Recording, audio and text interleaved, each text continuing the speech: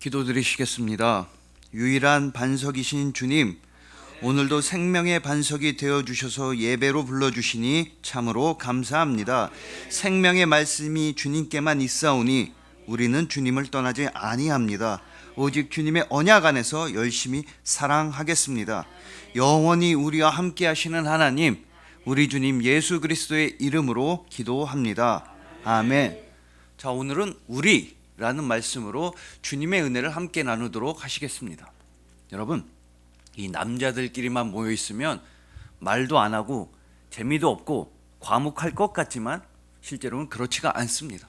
남자들끼리 모여도 말도 많이 하고 수다도 많이 떨고 대화도 많이 합니다. 근데 문제는 이렇게 남자들끼리 모여서 대화를 하다 보면 허세, 허풍, 뻥이 좀 심하게 들어간다는 겁니다. 예를 들어 싸움 얘기가 나오면 어떤 사람은 나는 5대1까지 싸워봤어. 저 사람은 나는 10대1까지 싸워봤어. 나는 17대1까지도 이겨봤어 이럽니다. 또 낚시 얘기를 할 때도 허풍이 심합니다. 어떤 분은 우럭 잡아봤냐고, 우럭을 잡아봤냐고 물어보니까 우럭 같은 건 낚싯대도 필요 없다고 합니다. 그냥 바닷물만 딱 째려보면 한 2마리 튀어 올라오는 게 우럭이라는 겁니다. 또 어떤 분은 TV에서 봤더니 밤에 저수지에서 낚시를 하다가 잉어를 잡았는데 잉어가 너무 큰 겁니다. 그래서 꺼낼 수가 없어서 일단은 밧줄로 동여 묶어가지고 저수지 바로 옆에 있는 소나무에 묶어놨다고 합니다. 근데 아침에 일어나 보니까 그 소나무가 뿌리채 다 뽑혀 있다는 거예요. 자기가 잡은 잉어가 하도 크니까 막 소나무를 다 뽑아갈 정도로 큰 잉어를 잡았다는 겁니다. 심지어는요, 이 남자들은 모기 잡는 얘기를 할 때도 허풍을 많이 부립니다. 어떤 분은 자기가 손이 하도 빨라서 밤에 자다가 모기가 귓가에 웽하면 딱, 웽하면 딱, 웽딱, 다음날 아침에 일어나면 모기 8마리가 뺨에 붙어있다. 또 어떤 사람은 자기는 근육이 많아서 근육으로 모기를 잡는다고 합니다. 모기가 막 돌아다니면 일부러 팔뚝을 보여줘서 팔뚝을 물게 합니다. 모기가 물고 있을 때 자기가 힘을 딱 주면 자기는 근육이 하도 많아서 모기가 주둥이를 못 뺀다는 겁니다. 그럼 그때 톡 하고, 뭐 이런 말들은 다 재밌자고 분위기 좋게 하자고 즐겁자고 하는 농담이겠지만 그래도 진솔하고 담백하고 또 깔끔하게 대화나 관계를 이끌어 나가는 게 훨씬 더 좋지 않겠습니까? 특히 우리 그리스도인들은 남들보다 잘나 보이고 남들보다 멋있어 보이고 남들보다 뛰어나 보이는 게 아니라 오히려 나보다 남을 낮게 여기고 남들을 위해 섬기고 희생할 줄 아는 사람들, 그런 삶의 자세와 태도를 유지하는 사람들이 우리 그리스도인들인 것입니다. 근데 오늘 본문 말씀을 보시면 일평생을 남들을 속이기만 하고 부려먹기만 하고 이용하기만 하고 내 이익을 위해서만 살아갔던 사람이 등장하니 바로 야곱의 외삼촌 라반입니다. 이 라반이라고 하는 인물이야말로 세상과 욕망을 대표하는 인물입니다. 그러나 가장 중요한 사실은 그런 욕심쟁이 라반을 통해서도 하나님께서는 하나님의 언약의 아름다움을 드러내 주셨다는 것입니다. 그래서 오늘 본문 말씀을 통해서 정말 그리스도인다운 인생과 관계와 승리를 증명하는 우리 모두가 되기를 소망해 봅니다. 오직 예수님의 섬김을 배우시고 예수님의 헌신을 실천하시고 예수님의 사랑으로만 살아가시는 여러분들을 주님의 이름으로 축복합니다.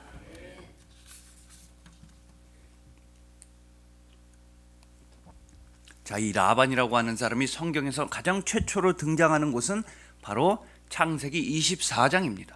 이 창세기 24장은 아브라함의 아들인 이삭과 훗날 그의 아내가 될 리브가의 결혼에 관련한 대목을 담고 있습니다. 아브라함의 아들인 이삭의 신부감을 찾아 먼 길을 떠났던 아브라함의 종은 하나님의 은혜로 말미암아 너무나 순조롭게 우물가에서 리브가라고 하는 여성을 만나게 됩니다. 아브라함의 종은 이 리브가를 보자마자 알았습니다. 이 여성이야말로 우리 주인 아브라함의 아들인 이삭의 신부감이다, 확신을 했습니다. 그래서 처음 만났는데 보자마자 그 자리에서 리브가한테 일종의 결혼 예물을 주게 됩니다. 창세기 24장 22절을 보시면 반세겔 나가는 금코걸이 하나랑 13개이나 나가는 금 손목걸이 한 쌍을 리브가에게 주었던 것입니다. 여러분, 이건 정말 엄청나게 비싼 결혼 예물입니다. 우리식으로 따지면 되게 크고 화려하고 비싼 다이아몬드 반지, 다이아몬드 목걸이를 주었다라고 보시면 되는 겁니다. 이 소식을 들은 리브가의 오빠인 라반이 우물가로 달려오게 됩니다. 라반은 우물가로 달려와서 아브라함의 종 일행을 극진하게 대접해 줍니다. 사람들한테는 마실 물과 먹을 음식을 풍족하게 주었으며 또 낙타떼들도 짐승까지도 살뜰하게 사료와 물을 주었던 것입니다. 즉 라반은 손님 대접, 손 맞이하기를 정말 최선을 다했던 것입니다. 이렇게 보자면 라반은 그렇게 나쁜 사람도 아닌 것 같고 착한 사람 같고 오히려 손님들을 잘 대접하는 훌륭한 사람인 것 같은데, 그러나 성경 말씀은 이 라반이 우물가로 달려와서 가장 먼저 무엇을 보았다고 말씀하고 있습니까? 라반은 가장 먼저 먼 길을 달려온 아브라함의 종의 건강을 체크했겠습니까? 아니면 사람들과 낙타떼들의 컨디션을 보았겠습니까? 아니면 그의 누이 리브가를 다정한 눈길로 바라보았겠습니까? 자, 이 라반이 우물가로 달려와서 가장 먼저 바라본 것은 이것이었다고 창세기 24장 29절의 하반절과 30절의 상반절은 이렇게 말씀합니다. 그의 이름은 라반이라 그가 우물로 달려가 그 사람에게 이르러 그의 누이의 코걸이와 그 손의 손목고리를 보고. 자, 여러분, 라반이 우물가로 달려와서 가장 먼저 바라본 것은 그의 누이의 코걸이와 그 손의 손목고리부터 보았던 것입니다. 즉 라반은 가장 먼저 값비싼 보석, 값비싼 예물부터 바라보았습니다. 그런 다음에 전후 사정을 다 듣고 얼씨구나, 좋다구나 하면서 손님 대접을 잘한 것이었습니다. 그러니까 라반은 가장 먼저 돈부터 바라보았습니다. 가장 먼저 값비싼 보석, 값비싼 예물부터 바라본 다음에 그 다음에 사람을 보았던 것입니다. 이것이 바로 라반의 시각이었으며 라반의 사고방식이었으며 라반의 가치관이었던 것입니다. 라반은 가장 먼저 돈부터 보았고 그런 다음에야 사람을 보았습니다. 그 사람이 돈을 얼마나 가지고 있느냐에 따라서 그 사람의 가치를 평가했던 것입니다. 라반의 이런 행동은 여기서 끝이 아니었습니다. 먼 훗날에 조카인 야곱이 기진맥진해서 힘들게 어렵게 외삼촌 라반을 찾아왔습니다. 창세기 29장 14절을 보시면 그렇게 해서 야곱은 한 달 동안 월급도 받지 않고 돈도 받지 않고 외삼촌 라반을 위해 열심히 일했던 것입니다.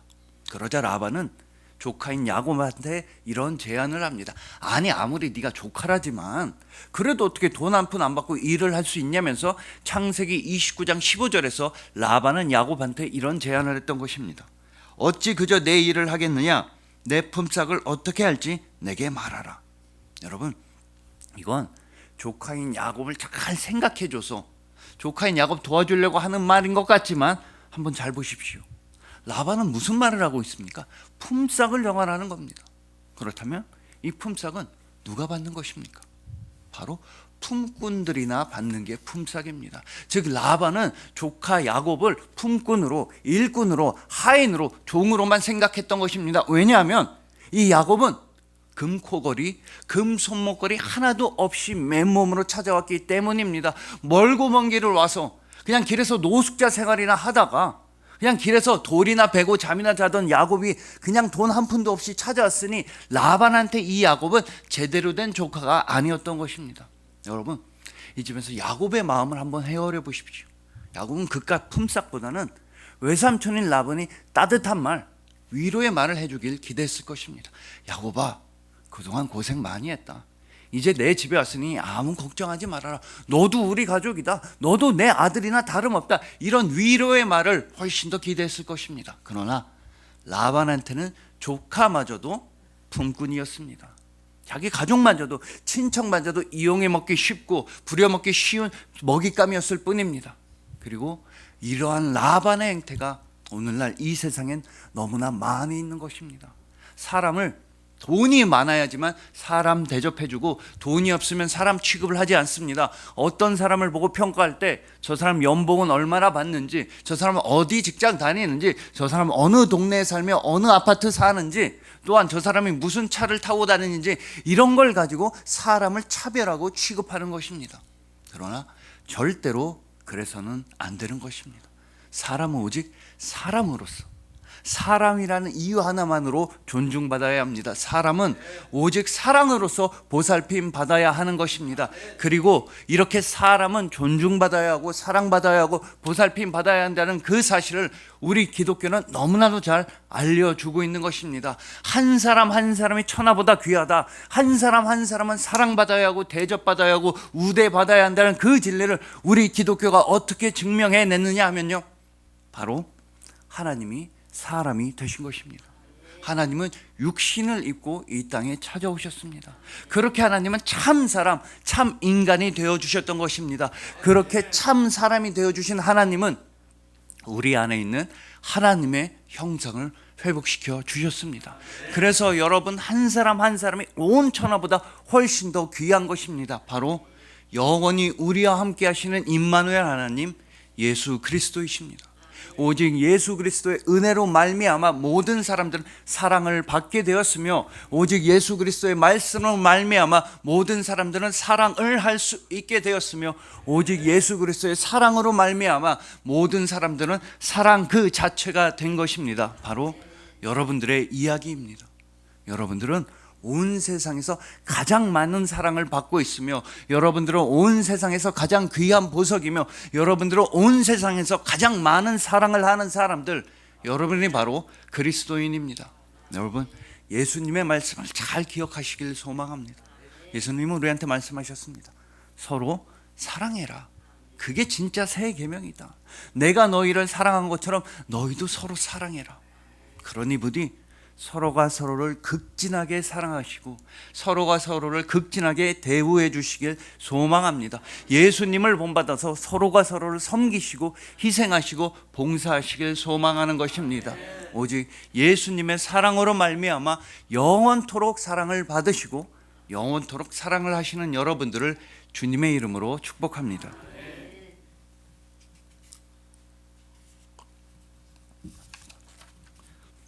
자, 오늘 본문 바로 앞에선 무슨 일이 있었냐면, 이제 참다 못한 야곱이 고향으로 돌아가기로 결심합니다. 아니, 외삼촌이 라반이 10번이나 막 월급을 바꾸고 이상한 뭐 억지 누명이나 씌우고 못된 일만 하고 못 살게 구니까 이제 야곱은 베델의 하나님, 언약의 하나님만 의지하고 모든 가족과 모든 자산을 다 데리고 고향으로 돌아가기로 결단을 내렸던 것입니다.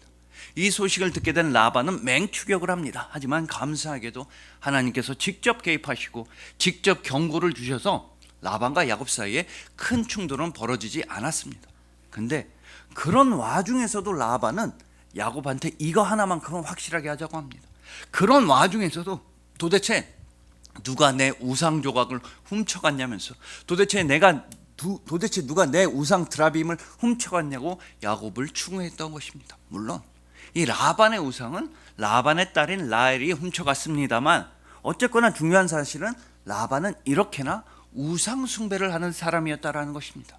또한 라반이 어떤 일을 잘 했느냐 하면, 우리가 창세기 30장 27절을 새 번역 성경으로 읽어보면 확실히 알 수 있습니다. 주님께서 자네를 보시고 나에게 복을 주신 것을 내가 점을 쳐보고서 알았네. 이처럼 라반은 점을 잘 치는 사람이었습니다.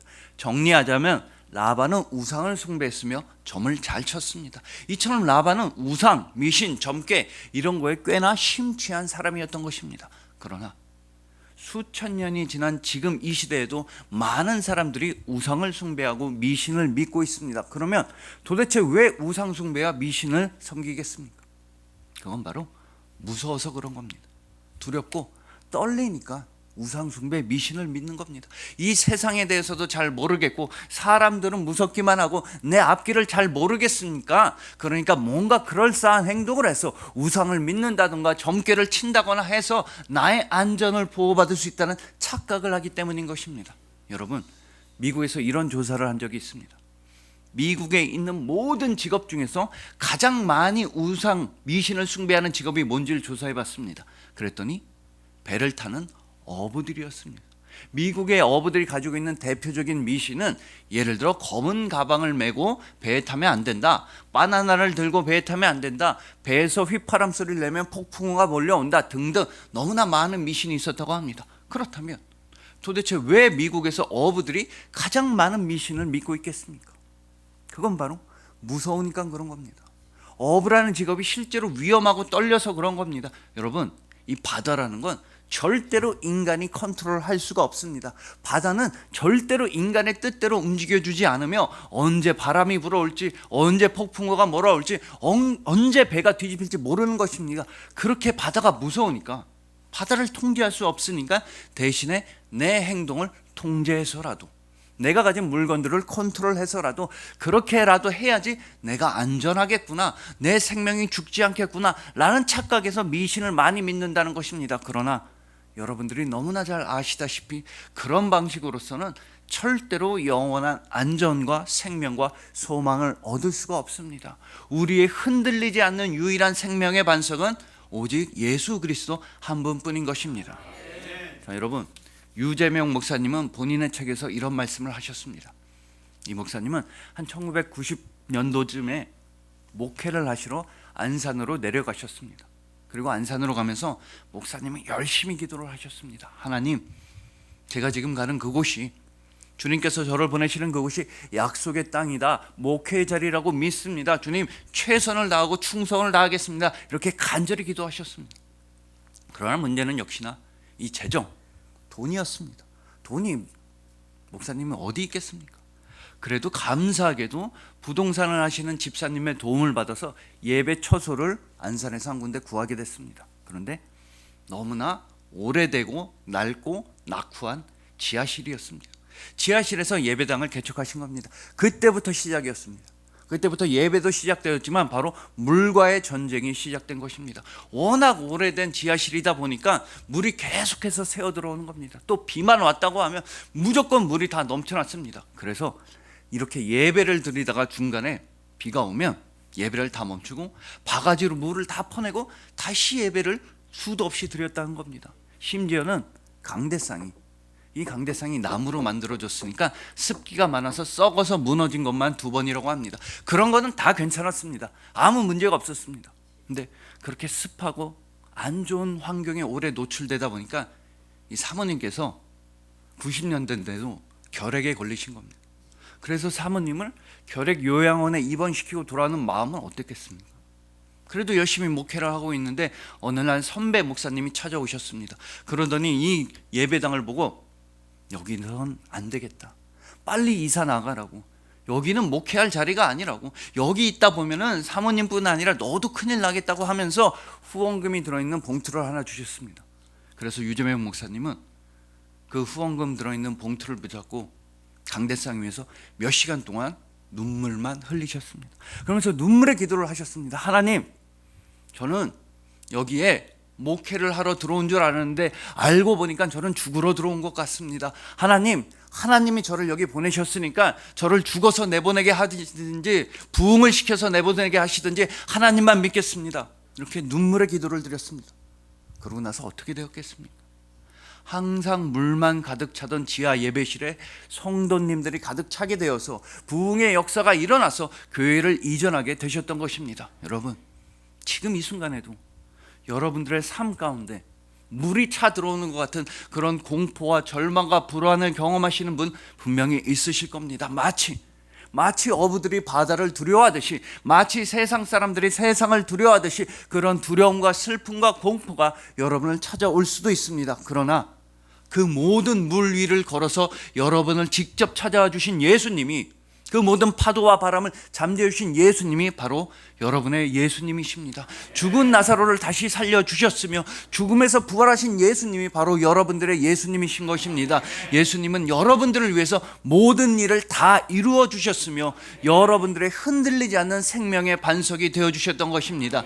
그러니 부디 그 예수님의 말씀 안에만 머무르시고, 그 예수님의 은혜 안에만 머무르시고, 그 예수님의 사랑 안에서만 살아가시길 소망합니다. 오직 나의 약점, 나의 무능함, 나의 연약함이 아니라 예수 그리스도의 능력만 소망하시고, 나를 힘들게 하는 문제나 고난이 아니라 예수 그리스도의 십자가와 부활에만 집중하시길 소망하는 것입니다.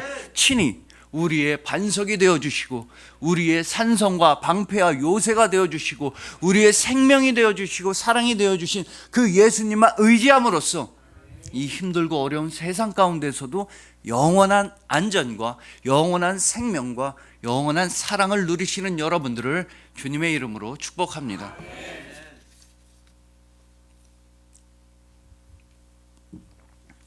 자, 이제 드디어 마지막으로 오늘 본문에 등장하는 라반의 발언을 살펴보시겠습니다.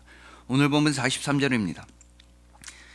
라반이 야곱에게 대답하여 이르되 딸들은 내 딸이요 자식들은 내 자식이요 양떼는 내 양떼요 내가 보는 것은 다 내 것이라. 여러분, 이 라반의 말에 담겨져 있는 속마음은 다음과 같습니다. 야곱아, 너한테 있는 거 다 원래 내 것이다.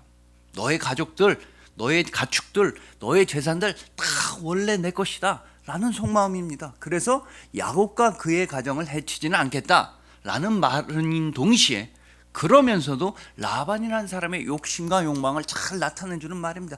다 내 거다. 원래 다 내 거다. 다 내 것이다. 자, 이렇게 해서 라반은 성경에서 영원토록 나쁜 사람, 영원토록 욕심쟁이로 끝날 것 같았지만 절대로 그렇지 않다고 한주원 목사님은 말씀하십니다. 바로 하나님께서 라반의 인생을 완전히 변화시켜 주셨다는 것입니다. 자, 그 증거의 말씀이 바로 오늘 본문 44절입니다. 이제 오라, 나와 내가 언약을 맺고 그것으로 너와 나 사이의 증거를 삼을 것이니라.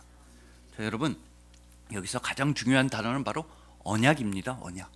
언약을 맺고, 그리고 이 언약이야말로 라반에게 주어진 마지막 기회였던 것입니다. 하나님께서는 이 언약을 통해서 욕심쟁이 라반마저도 야곱을 통한 영원한 언약의 품 안으로 라반마저도 초대해 주시는 것입니다. 자, 이렇게 언약을 맺고 나서 라반의 언어가 어떻게 달라졌으며 라반의 표현이 어떻게 달라지게 되었습니까? 오늘 본문의 핵심인 본문 49절입니다. 또 미스바라 하였으니 이는 그의 말에 우리가 서로 떠나 있을 때 여호와께서 나와 너 사이를 살피시옵소서 함이라. 자, 여러분, 이 중요한 차이가 보이십니까? 라반은 드디어 야곱과 조카랑 언약을 맺었습니다. 근데 한번 생각해 보시면 라반은 지금까지 야곱이랑 오로지 세속적인 계약만 맺어왔습니다. 가장 첫 번째로는 품꾼의 계약, 노예 계약을 맺었습니다. 그리고 결혼을 시킬 때도 사기 결혼 계약만 맺었습니다. 또한 품삯을 10번이나 바꾸는 그런 악덕 계약, 부당한 계약만 맺어왔던 것입니다. 그러나 그런 세속적인 계약이 다 끝나고 야곱과 진정한 언약을 맺게 되자 라반은 이제 야곱을 향해 이렇게 부르고 있는 것입니다. 즉, 라반과 야곱 사이의 관계에 대해서 다시 새롭게 정의를 내리고 있는 것입니다. 또 미스바라 하였으니 이는 그의 말에 우리가 여러분 보십시오. 이제 드디어 라반의 입에서도 우리라는 말이 터져 나오고 있는 것입니다. 그 전까지 라반과 야곱은 세속적인 계약만 맺어왔는데 진정한 언약을 맺게 되자 라반은 야곱과 자신 사이의 관계에 대해서 바로 이제는 우리라고 말하는 것입니다. 그러므로 더 이상 상관없고 동떨어진 관계는 끝나게 되었습니다. 남보다 못한 사이도 다 끝나게 되었습니다. 진정한 언약을 맺게 되자 라반과 야곱은 하나가 되었으며 우리가 되었던 것입니다. 무려 20여 년의 세월이 필요했으며 무려 라반의 이야기의 가장 마지막 페이지, 라반 인생의 가장 마지막 페이지에서 벌어진 놀라운 사건이었던 것입니다. 이렇게 라반과 야곱이 우리가 될 수 있었던 그 근원적인 이유에 대해서 동시에 오늘 본문 49절은 이렇게 말씀합니다. 또 미스바라 하였으니 이는 그의 말에 우리가 서로 떠나 있을 때 여호와께서 나와 너 사이를 살피시옵소서 함이라.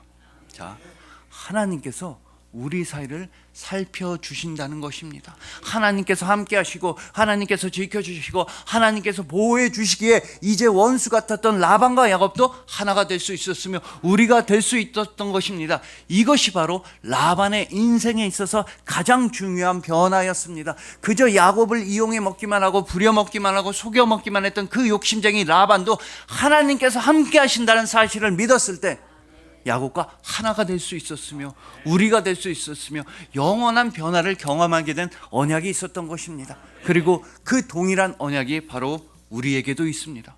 하나님께서 영원히 우리를 살펴주신다.